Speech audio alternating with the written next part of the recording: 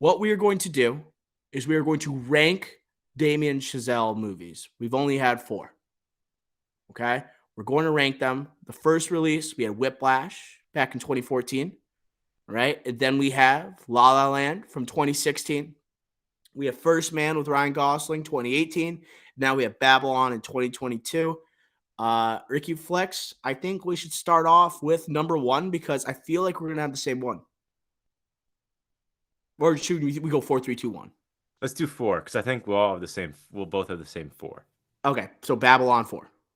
Agreed. Okay. Actually, I got to come clean. I haven't seen First Man. Oh, what? Well, you haven't seen the movie? I haven't seen First Man. I thought you saw it in theaters.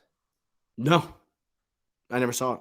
So you all have to do the Okay. speaking for that one. Where do you have First Man here out of the 4? First Man would be my 3rd. It's a lot better than Babylon, but it's a lot worse than the other 2. Yep.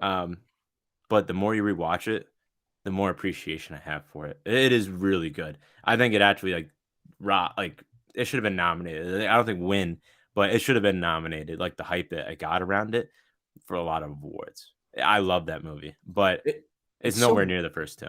So it's kind of weird how Chazelle's movies, like going Babylon and going back to First Man, for a guy who is looked at as like this young stud, right? Almost like not a prodigy, but someone who's so prolific at a young age at directing. That First Man, I was kind of like the critics kind of got to me before I even saw the movie.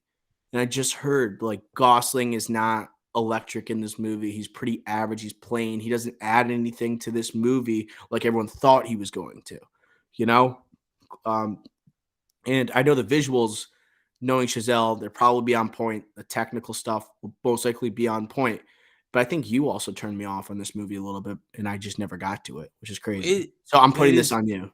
Well, I will take that blame because I'll stand by what I said, and that is it's a different spin on heading to the moon, where it's looking at the family aspect and it's looking at Neil Armstrong. And then like people forget like what happened before we landed on the moon and how many deaths there were of astronauts.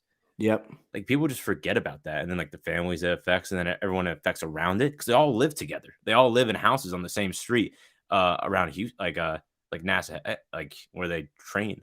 So it kind of looks at that aspect. So it's not as exciting as like other space movies that you see. That's why like the first time I watched it, I didn't love it. But like as you get through that, and like the Gosling performance, he's playing Neil Armstrong. He's not the most entertaining guy, and he went through a lot of loss. So like he's not very lively. He's not Ryan Gosling. He's not himself. So it's like an a biographical movie that is on a very notable person, just not a very exciting person. But it's more about like what was happening around that figure that is engaging to audiences. Yeah, and it just wasn't engaging with audiences really because it was so sad. And I think like the only nomination this got performance-wise was Neil Armstrong's wife, Claire Foy. Claire. Yeah, exactly. And like I'm not saying not deserved, but like that kind of just shows you where the movie, like what the movie is. I think. Right. So Okay. it's just not exciting as like a Whiplash or a La La Land. I trust your opinion. I don't think it's streaming right now. I wish if it was streaming, I'd watch it tonight, and I would have watched it to prepare for this episode. But 4, we're going Babylon. 3, I'm trusting your word with First Man. 2 and 1 is going to be interesting. Here, I think we're not going to be on different pages here. As much as you think I'm going to say something, I'm not. So I love La La Land. I think it's a fantastic movie. It's one of the best intro scenes. Like Chazelle is just amazing at intro scenes in general. Just like first 10 minutes of a movie, you're trying to grab audience's attention, hire Damien Chazelle. Get him on the phone, figure out like how to get audiences jacked, right?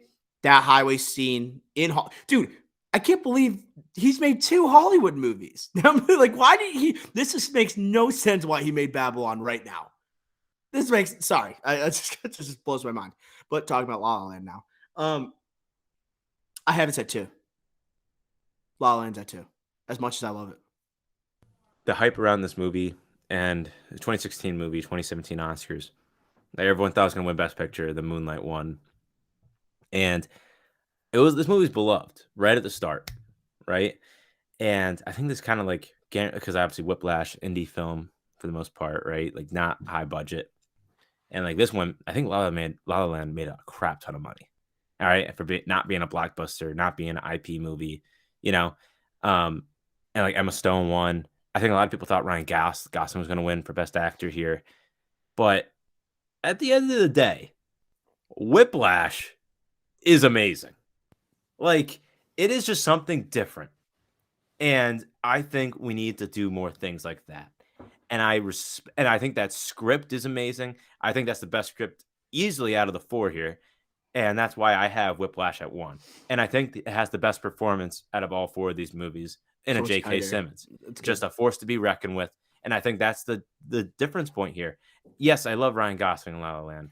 Yes, I love him in First Man, but in La La Land, But he I ain't love Emma J.K. Stone. Simmons But in J.K. Whiplash. Simmons in Whiplash is if I had to pick like one movie that would be like the supporting actor takes over the movie, and like you kind of forget how good like the lead actor is, as in Miles Teller. This is like probably the 1A that I would pick. Like Miles Teller is It's good like in this movie, but this. J.K. Simmons is amazing. It's like watching Dark Knight, where it's like you're watching Christian Bale as Batman, but like you're watching Heath Ledger go to work as Joker, you know? And it's like you have those antagonistic relationships between those two actors. Like Christian Bale's the man. Like he's arguably the best actor going today, or even 2008. He's still arguably the best actor going. Maybe a little premature with that take, right? Hmm. But like Heath Ledger, he's so good as the villain. It's just like he steals the movie. Just like Whiplash, like you're watching this young breakthrough performance by Miles Teller, right? But he's being overshadowed by this powerful, demeaning performance, bullying performance. Literally bullies him in the movie and bullies him for stardom. You know, he takes this. Like J.K. Simmons is what makes this movie. But also, I agree with you, man. The script of this is so much tighter. And it's like the what we noticed in La La Land a little bit, like some people criticize it has like the variant endings where you can have one ending here or one ending there. Gets a little bit into the fantastical. It has like the dreamlike sequences. It goes more for the cinematic moments, but like the intensity of Whiplash, it's so rewatchable too. Like I love So rewatchable. returning to this movie. When it's streaming, I put it on immediately. It's one of those movies, dude. If I find out Whiplash is streaming, it's going on that night. La La Land, I like the performances. I think actually Emma Stone a bit overrated in that movie. I do think she has the amazing moment at the end of that movie where she has the audition and basically wins her an Oscar.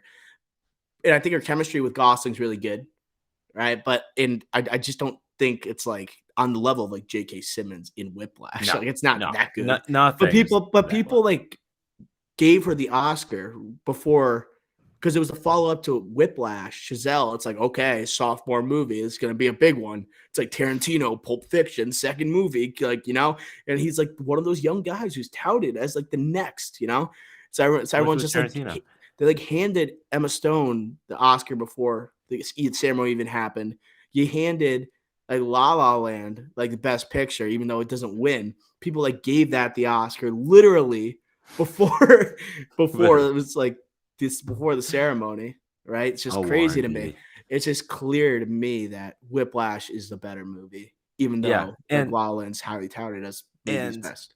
Whiplash that has the one scene for me where it's like we talk about like unbelievable and like just why'd you do that? And that's like the rental car scene or whatever and the crash, and that's just over the top. It goes chaos. It goes Yeah, and it gets crazy. usually I love chaos. I'm an agent of chaos. But going back to the Joker there. Too many references But to the Dark Knight. God, we can't help for ourselves. God's sakes, besides that, this is a near flawless movie. And like it's tight, like you said. I think it's a perfect Whiplash is tight. La La Land It loosens up a little bit during that car crash sequence. That's when it loosens up a little bit, where it's like we're getting a little crazy, but then it focuses right back in. The ending of that movie is unbelievable. It's like that scene is like Damien Chazelle got an extra $500,000 or like an extra 100,000. It's like, oh, let's do something where we could use this money to the movie. It's like, oh, let's do a car crash scene. Like something like that. Yeah. I was just like, no, we didn't need that. We could have just done like you take the freaking drumsticks and you throw them, like you break them or something like that. And he has to play with broken drumsticks. We could have done something crazy like that. But at the end of the day, we all get the point of the movie. And it's When he's showing up all bloody on the stage, I'm like, this is too much. then he tackles him. He Yeah. tackles. Yeah, it goes that you're right. It goes a little bit off the wall there, but right, it takes us into a world we didn't know could be so compelling with bands, and it's like professors, the high tension and like the need right to perform at a certain level, the expectations that are set up to here, and you have to meet those expectations, almost impossibly high, and how far are you willing to push yourself to be great. And I think it's And just a way of going beyond sports. It's just like we're going into like college music to do so. All right. No offense to Drumline, but this is the way to do it. You know, this is the way to do it. I'm sorry, Nick Cannon, but JK's like that one on one. you're 11 kids. It feels like they're doing like that last moment when it feels like they're dueling. It feels like the last duel between like J.K. Simmons and Teller, like back and forth, staring each other down after being embarrassed, coming back. It's like a box. It's like you're watching two boxers going at it. It's electric. We've talked about like, oh, better performance, so it's a better movie. And like, well, better script, this is a better movie. But it's also like you talked about the audition scene. It's like which has the best scenes and which has the best, like, what's the best scene of that movie versus the best scene of this movie. And like Whiplash, just like for me, knocks it out of the park, in my opinion, even over the dancing sequences, over the like you're floating through the air. I think that final dueling scene that we just talked about is just more riveting, and the intensity of it. I'd rather watch that than La La Land's best scenes. Yeah. But it's like not even just that, like when they're practicing in the band room and it's Are like you hands. rushing or are you dragging? Yeah, not my tempo, not my tempo, not my tempo. And then like it's so good, bro. It's so good. And like seeing how like the basically the competitiveness between like the performers there. And seeing like how, like and what the professor's willing to do in order to push and like create competitiveness between them. It's almost evil, like what's being done. It's crazy. And things you wouldn't expect in that world. Amazing. Easily number one in my opinion. All right. That's going to do it for our rankings, and that's going to do it for our episode.